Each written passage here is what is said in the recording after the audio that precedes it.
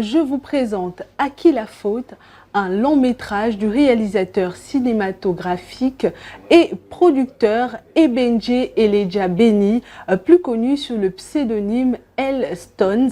Je vous propose de suivre un extrait de ce long métrage et on se retrouve tout juste après.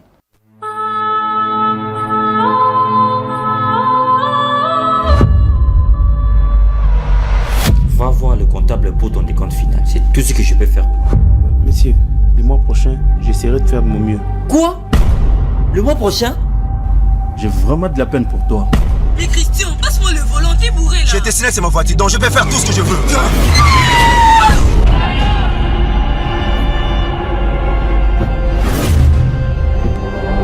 T'aurais dû réfléchir avant d'appuyer sur l'accélérateur. Au fait, David a connu un très grave accident le même jour où vous l'avez licencié. C'est simple, deviens ma maîtresse et tu auras un poste haut placé. Je vais rien lui dire. Mais en condition que tu me dises ce qui s'est passé entre toi et monsieur. Je fais un test, je suis grosse. De ma mère est enceinte. Et je porte un de ses enfants. En plus, tu portes le courage de me le dire. Elle a frappé sur sa tête. Mais monsieur, qu'est-ce qu'il y a? Ma mère ne peut pas tuer. Dis à Grady, comme mon père est mort et que ma mère est en prison à cause d'eux, qu'il sache bientôt qu'on va se retrouver dans le même bateau. J'ai aussi m'apprendre à sa maman. S'il veut la paix, on fera la paix. Mais s'il veut s'apprendre, il verra mon côté sombre. Celui qui ne parle pas, frappe fort.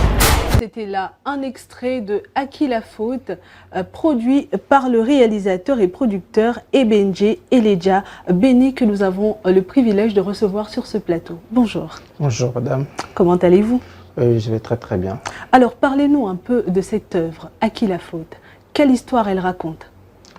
En fait, À qui la faute, c'est un film dramatique premièrement, qui raconte les difficultés et les réalités que nous vivons dans notre pays. Tout à fait.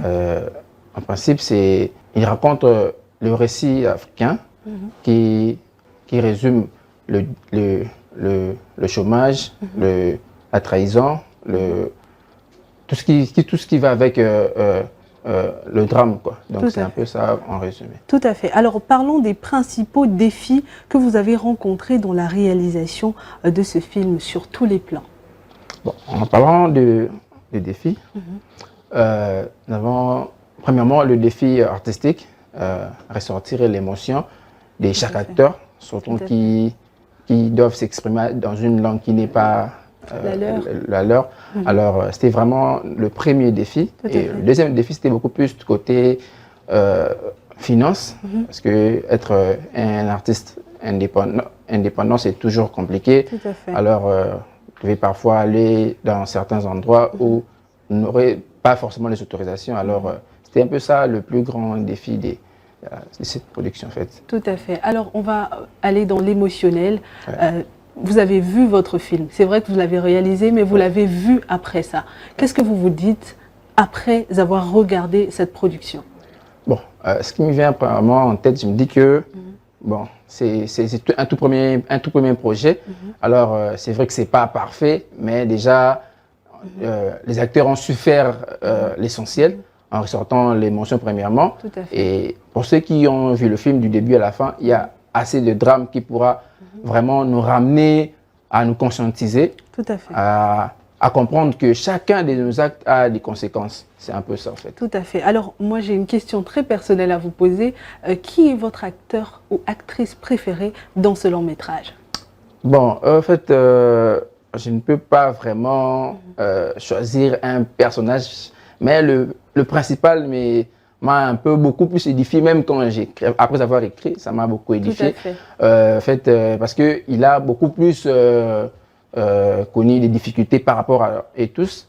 Il a vécu le pire, alors il a su le remonter, même si à la fin, il a mal agi, ça a retombé sur lui, mais quand même, c'était vraiment le personnage qui m'a beaucoup plus étiqué.